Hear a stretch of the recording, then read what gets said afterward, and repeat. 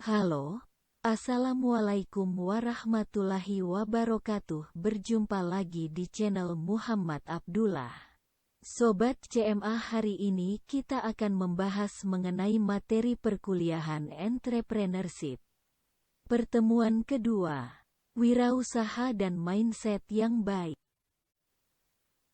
Oke Sobat CMA, pertama-tama kita coba berikan pendapat terlebih dahulu nih. Apakah kalian setuju kalau entrepreneur itu memiliki keterikatan dengan sebuah bisnis?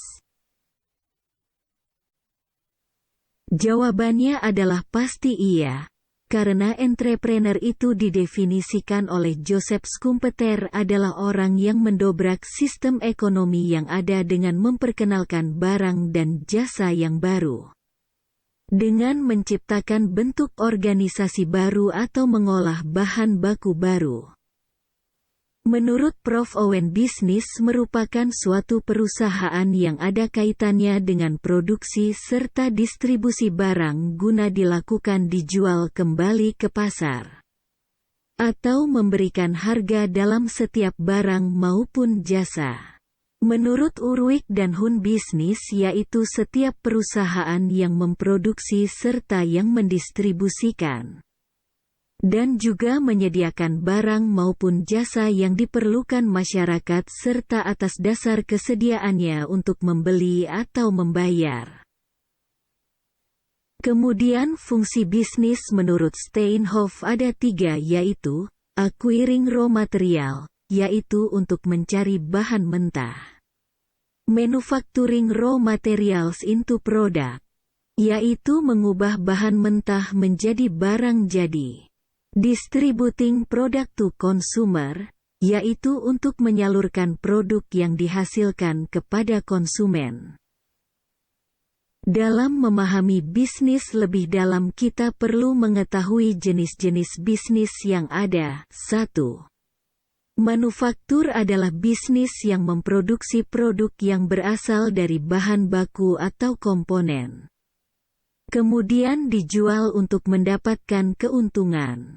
Contoh manufaktur adalah perusahaan yang memproduksi barang fisik seperti mobil atau pipa. 2. Bisnis jasa adalah bisnis yang menghasilkan barang intangible dan mendapatkan keuntungan dengan pengisian untuk layanan yang mereka berikan. Contoh bisnis jasa adalah konsultan dan psikolog. 3. Pengecer dan distributor adalah pihak yang berperan sebagai perantara antara produsen dengan konsumen. Sebagian besar toko-toko dan perusahaan yang berorientasi konsumen adalah distributor atau pengecer. 4. Bisnis pertanian dan pertambangan adalah bisnis yang memproduksi barang-barang mentah, seperti tanaman atau mineral. 5. Bisnis finansial adalah bisnis yang mendapatkan keuntungan dari investasi dan pengelolaan modal. 6. Bisnis informasi adalah bisnis yang menghasilkan keuntungan seperti media online, menjadi beauty vlogger, YouTuber, dan lain sebagainya. 7. Utilitas adalah bisnis yang mengoperasikan jasa untuk publik, seperti listrik dan air, dan biasanya didanai oleh pemerintah.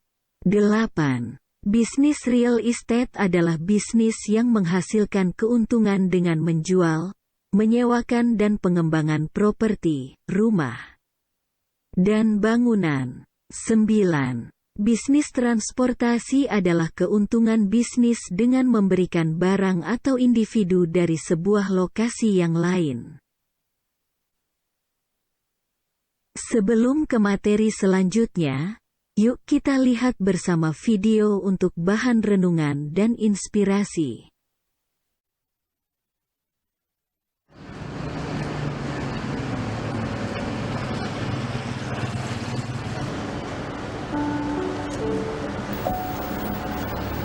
Panas, letih, lelah. Gak tahu lagi mau kemana, ke arah mana, ke titik mana. Gue harus berjalan. Ini tempat apa? Tempat siapa? Kenapa sulit sekali mencari kebahagiaan di situ?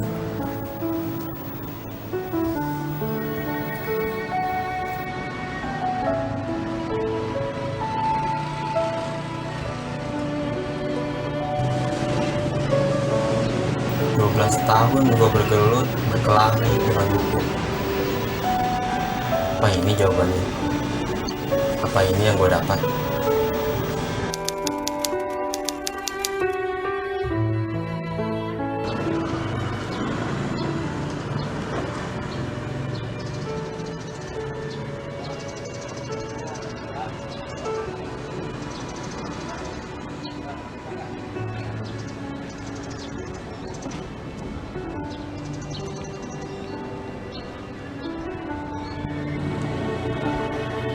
Sulit, bahkan sangat sulit mencari pekerjaan di tanah sendiri.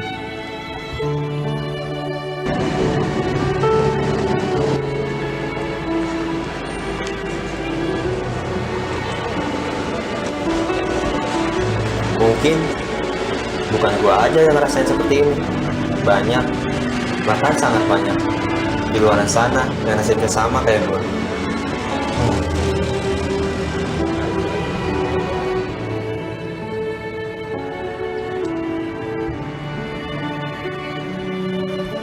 Hanya saja usaha kita yang berbeda.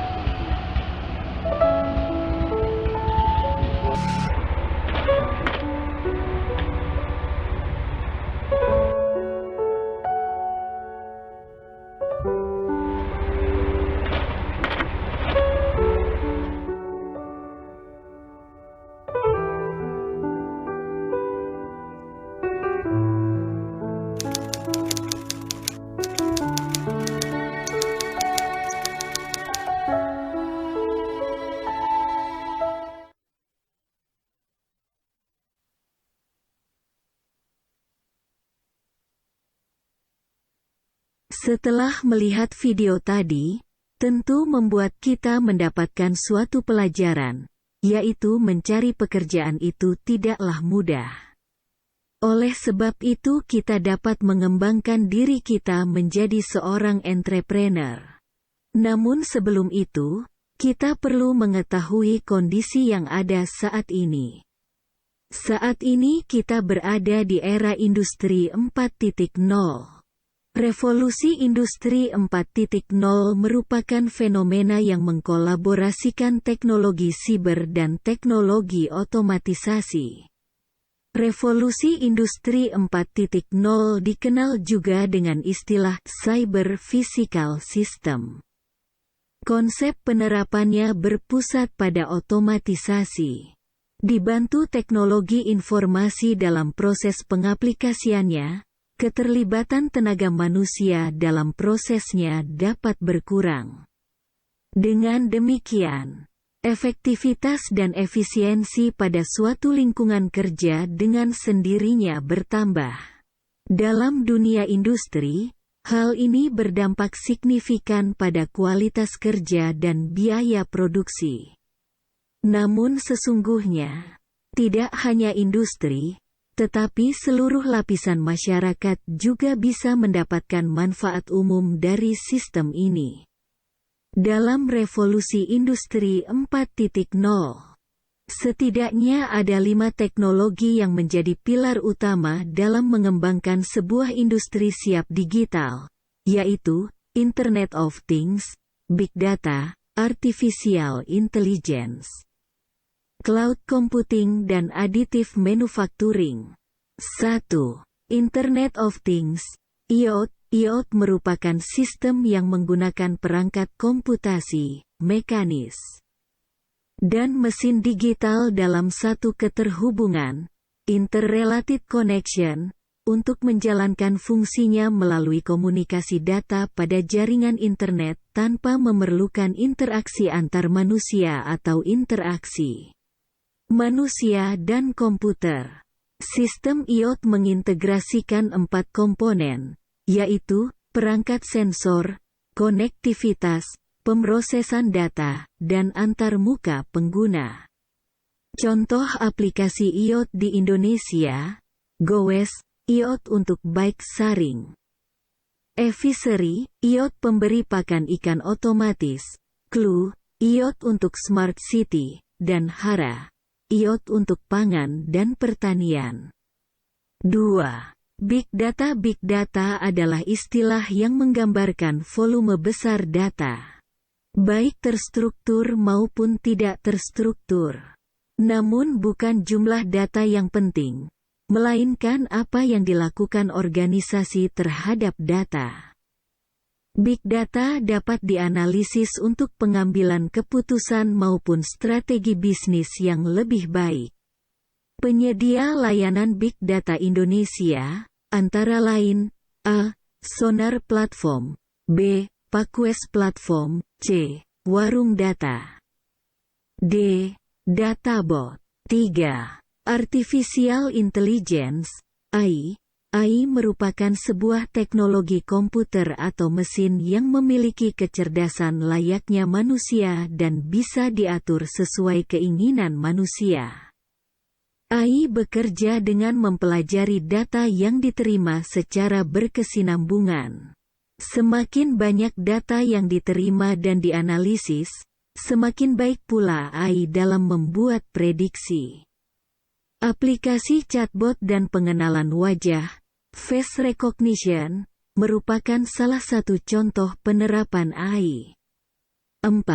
Cloud computing. Komputasi awan, cloud computing, adalah teknologi yang menjadikan internet sebagai pusat pengelolaan data dan aplikasi, di mana pengguna komputer diberikan hak akses, login, menggunakan cloud untuk dapat mengkonfigurasi peladen, server, melalui internet. Contohnya, hosting situs web berbentuk peladen virtual.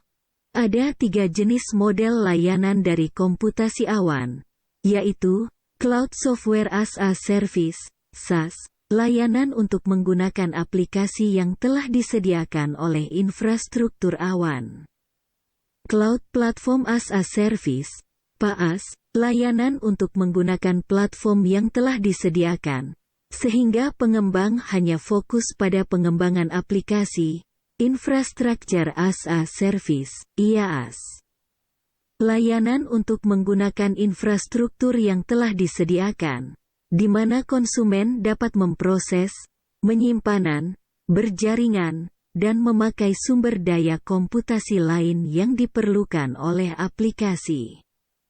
Produk-produk cloud computing di Indonesia: A. K Cloud; B. Cloud Kilat; C. Dewa Web; D. It Cloud Host; E. Free Cloud. 5. Additive Manufacturing. Additive manufacturing merupakan terobosan baru di industri manufaktur dengan memanfaatkan mesin pencetak 3D atau sering dikenal dengan istilah 3D printing. Gambar desain digital yang telah dibuat diwujudkan menjadi benda nyata dengan ukuran dan bentuk yang sama dengan desain sebenarnya atau dengan skala tertentu. Teknologi additive manufacturing mampu memproduksi lebih banyak desain dan memproduksi barang yang tidak bisa dibuat dengan teknologi manufaktur tradisional.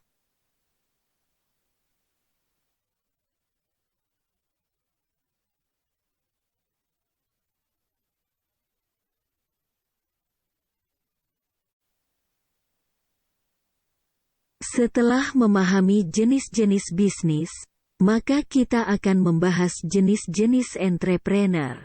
Menurut Insinyur Ciputra, entrepreneur terbagi menjadi 3, yaitu 1. Necessity entrepreneur yaitu menjadi wirausaha karena terpaksa dan karena desakan kebutuhan hidup, maka menjadi wirausaha adalah yang dapat membuat mereka tetap hidup. 2. Replicative entrepreneur. Wirausaha yang cenderung meniru-niru bisnis yang sedang ngetren sehingga rawan terhadap persaingan dan kejatuhan. 3. Innovative entrepreneur. Wirausaha inovatif yang terus berpikir kreatif dalam melihat peluang dan meningkatkannya.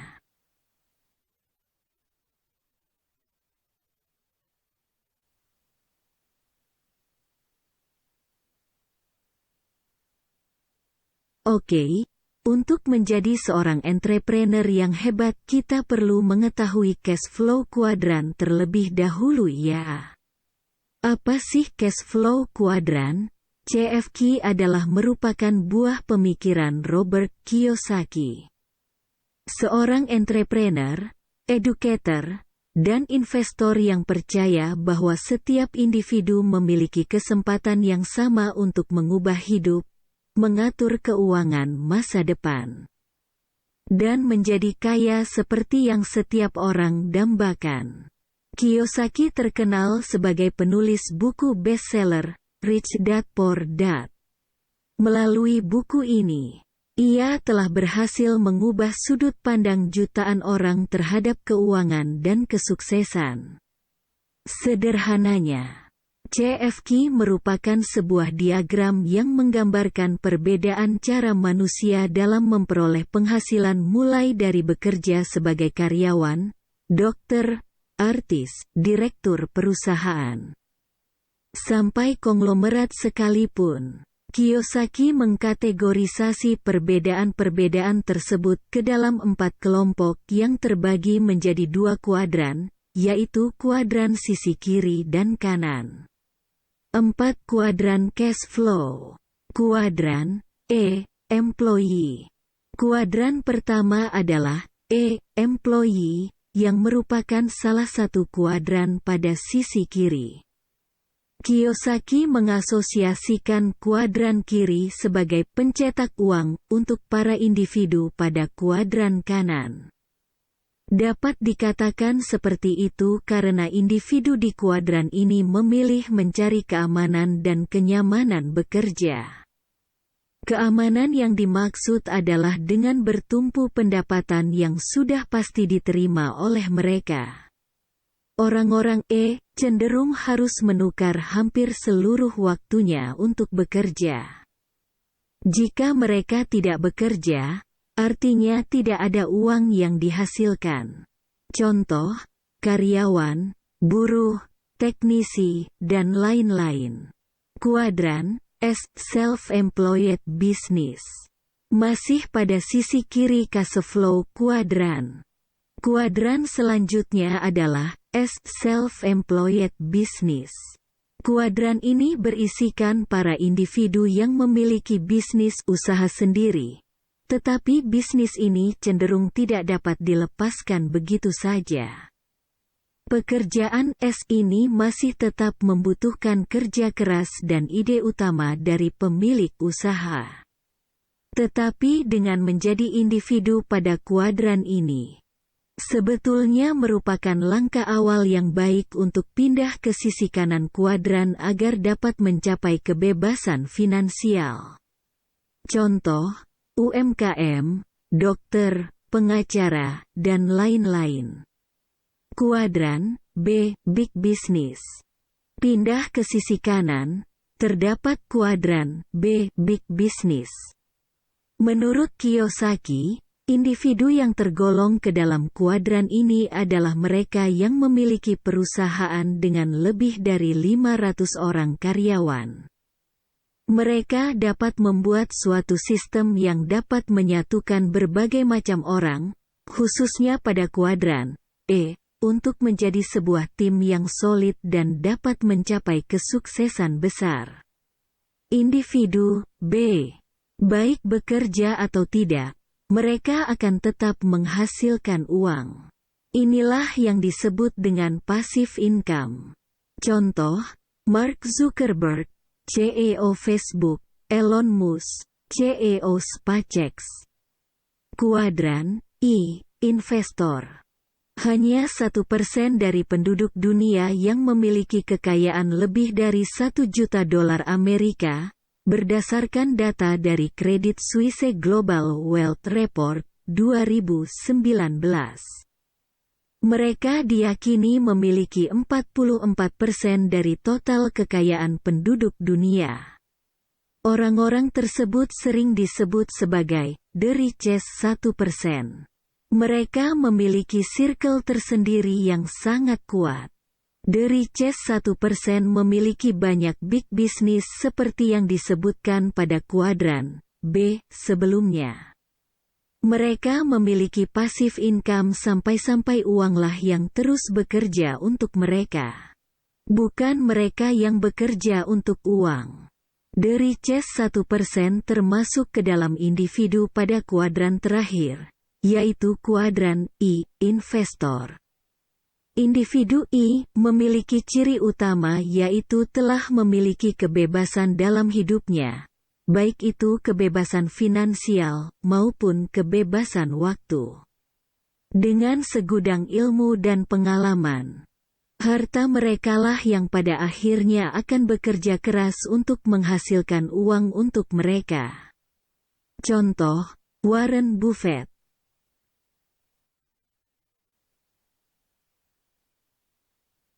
Setelah memahami apa itu CFQ, kita akan membahas mengenai Financial IQ. Menurut Kiyosaki, untuk memperoleh kebebasan keuangan atau financial freedom, hanya ada dua cara. Pertama, menjadi individu pada kuadran kanan. Atau yang kedua, menjadi penjudi beroki tinggi.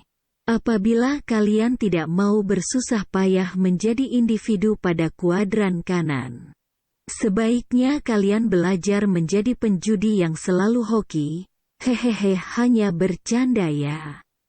Namun jika kalian ingin meraih kebebasan keuangan tanpa berjudi, ada satu hal yang harus kalian miliki. Hal tersebut adalah kecerdasan keuangan atau Financial IQ. Menurut Kiyosaki, terdapat 5 kategori Financial IQ yang harus kalian miliki, antara lain, making more money. Semakin banyak uang yang dapat kalian hasilkan, semakin tinggi IQ keuangan kalian.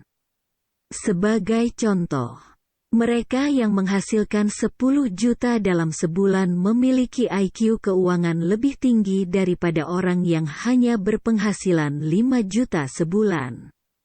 Jangan dipikir ini hanya sebatas gaji ya. Walaupun sebagai mahasiswa kita belum memiliki gaji, kita tetap bisa menghasilkan uang kok. Gampangnya, kita dapat menyisihkan sebagian uang jajan kita untuk ditabung atau bahkan berinvestasi. Siapa nih yang belum mulai berinvestasi? Protecting your money. Satu fakta pahit, banyak orang ingin mengambil uang kita dengan berbagai macam cara. Orang yang dapat melindungi lebih banyak uangnya memiliki IQ keuangan lebih tinggi. Salah satu contoh cara melindungi uang kita adalah dengan menghindari perilaku konsumtif dan gaya hidup yang tidak sesuai dengan pendapatan. Hayo, siapa yang masih suka boros? Budgeting your money. Banyak orang yang sering berkata, jika ingin punya banyak uang, maka berhematlah.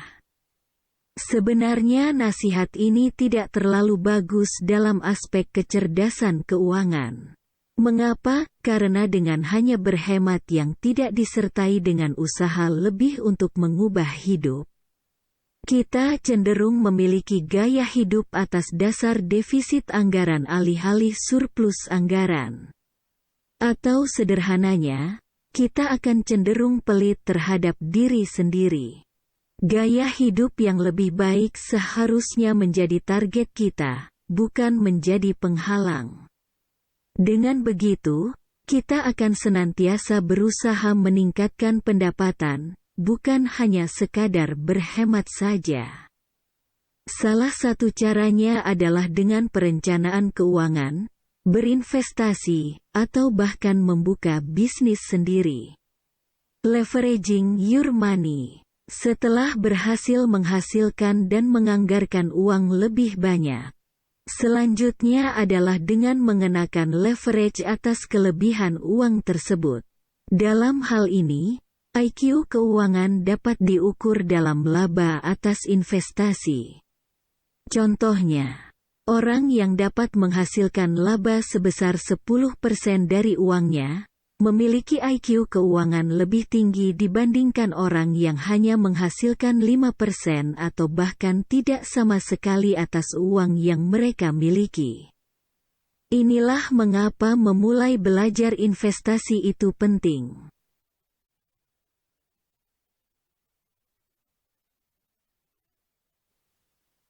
Menurut Asunaria, terdapat konsep yang membedakan entrepreneur dan karyawan. 1. Entrepreneur memiliki penghasilan bervariasi, tidak teratur, sehingga merasa tidak aman. Sedangkan karyawan memiliki penghasilan yang pasti dan teratur sehingga merasa aman. 2. Entrepreneur memiliki peluang besar untuk jadi orang kaya, sedangkan karyawan memiliki peluang kaya relatif. 3. Entrepreneur memiliki pekerjaan yang bersifat tidak rutin, sedangkan karyawan memiliki pekerjaan yang bersifat rutin. 4. Entrepreneur memiliki kebebasan waktu yang tinggi, sedangkan karyawan memiliki waktu yang tidak bebas. 5. Entrepreneur memiliki ketidakpastian yang tinggi, sedangkan karyawan ada kepastian, contohnya dalam menerima gaji sebulan sekali. 6. Entrepreneur pasti punya kreativitas dan inovasi dituntut setiap saat, sedangkan karyawan lebih menunggu instruksi. 7. Entrepreneur punya ketergantungan rendah, sedangkan karyawan punya ketergantungan tinggi. 8. Entrepreneur punya resiko tinggi, sedangkan karyawan resikonya relatif rendah. 9. Entrepreneur punya peluang terbuka untuk menjadi bos, sedangkan karyawan menjadi bos relatif sulit. 10. Entrepreneur punya tanggung jawab besar, sedangkan karyawan punya tanggung jawab relatif sesuai posisinya.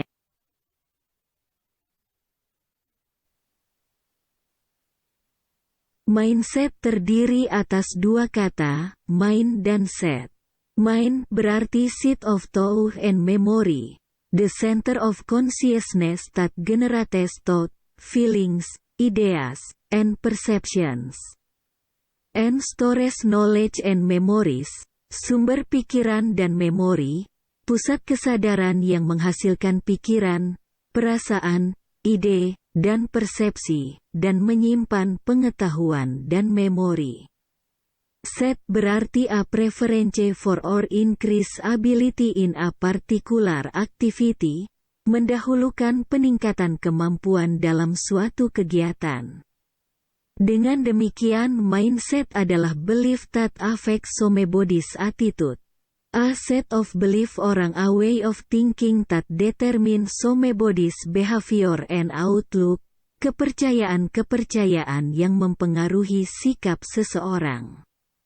Sekumpulan kepercayaan atau suatu cara berpikir yang menentukan perilaku dan pandangan, sikap. Menurut Sigit B. Darmawan, mindset adalah inti dari self-learning atau pembelajaran diri. Inilah yang menentukan bagaimana memandang sebuah potensi, kecerdasan, tantangan dan peluang sebagai sebuah proses yang harus diupayakan dengan ketekunan, kerja keras, dan usaha untuk tercapainya tujuan. Dengan demikian, untuk mengubah mindset, langkah pertama yang diperlukan adalah mengubah belief atau sekumpulan belief dahulu. Piaget, Bapak Psikologi Perkembangan Kognisi. Menjelang akhir hayatnya menyadari bahwa hanya berfokus pada kemampuan berpikir logis saja tidak cukup. Piaget sampai pada suatu kesimpulan bahwa sistem kepercayaan, belief system, memainkan peranan yang sama penting atau bahkan bisa lebih penting daripada kemampuan berpikir logis membentuk mindset seseorang.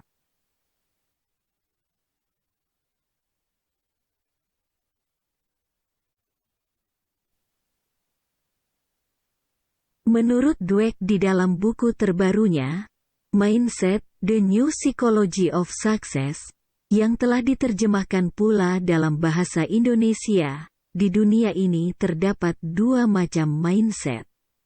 1. Growth mindset, mindset berkembang. Mindset berkembang, growth mindset, ini didasarkan pada kepercayaan bahwa kualitas-kualitas dasar seseorang adalah hal-hal yang dapat diolah melalui upaya-upaya tertentu. Meskipun manusia mungkin berbeda dalam segala hal, dalam bakat dan kemampuan awal, minat, atau temperamen setiap orang dapat berubah dan berkembang melalui perlakuan dan pengalaman. Ciri-ciri dari orang dengan mindset berkembang, growth mindset, adalah sebagai berikut. A. Memiliki keyakinan bahwa inteligensi, bakat, dan sifat bukan merupakan fungsi hereditas, keturunan. B. Menerima tantangan dan bersungguh-sungguh menjalankannya. C.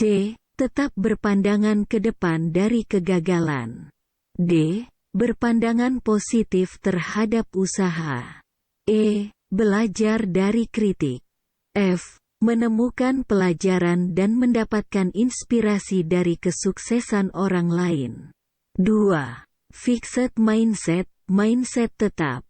Mindset tetap, fixed mindset, ini didasarkan pada kepercayaan bahwa kualitas-kualitas seseorang sudah ditetapkan.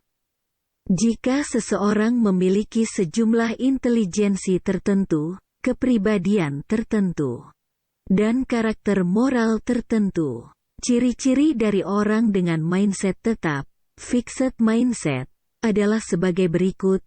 A. Memiliki keyakinan bahwa intelijensi, bakat, sifat adalah sebagai fungsi hereditas, keturunan. B. Menghindari adanya tantangan. C. Mudah menyerah. D. Menganggap usaha tidak ada gunanya. E. Mengabaikan kritik. F. Merasa terancam dengan kesuksesan orang lain.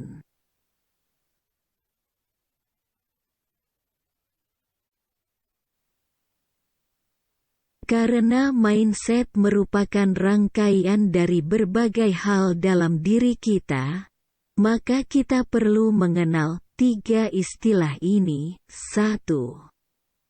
Paradigma. Paradigma adalah cara yang digunakan oleh seseorang di dalam memandang sesuatu.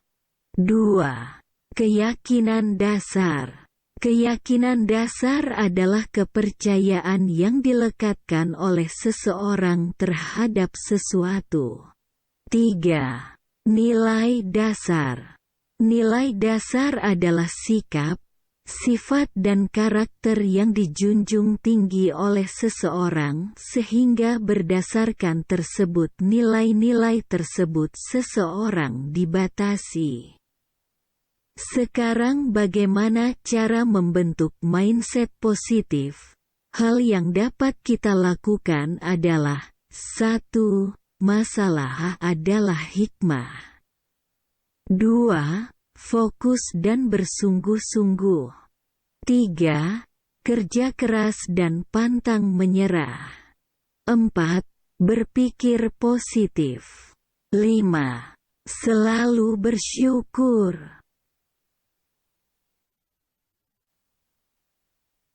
Cara memulai usaha. 1. Motivasi. Temukan semangat jiwa entrepreneur dalam diri Anda. 2. Mindset. Pastikan Anda memiliki mindset yang bagus. 3. Make it now. Lakukanlah dengan segera, jangan terlalu banyak menunda. Ide usaha biasanya dimulai dari 1. Adanya masalah produk baru yang sudah ada di pasaran. 2. Solusi yang Anda pikirkan mengenai hal tersebut. 3. Kesenjangan antara supply dan demand. Lalu ada prinsip bisnis yang disebut 3M, meliputi 1. Mulai dari yang disukai, disenangi, hobi. 2. Mulai dari yang dikuasai. 3. Mulai sekarang. Kemudian ada sebuah prinsip bisnis yang disebut 3A, meliputi 1. ATP, amati tiru persis. 2. ATM, amati tiru modifikasi. 3. ABS, amati buat sendiri. Terima kasih Sobat MAC sudah menonton video ini. Semoga dengan menonton video ini dapat membuat Anda menjadi entrepreneur sejati. Percayalah diri Anda adalah entrepreneur yang hebat. Karena saya meyakini bahwa Anda bisa. Jangan lupa untuk like, share, komen postingan ini, dan tentunya subscribe untuk channel MAC. Ini agar dapat selalu memberikan konten yang terbaik untuk Sobat MAC.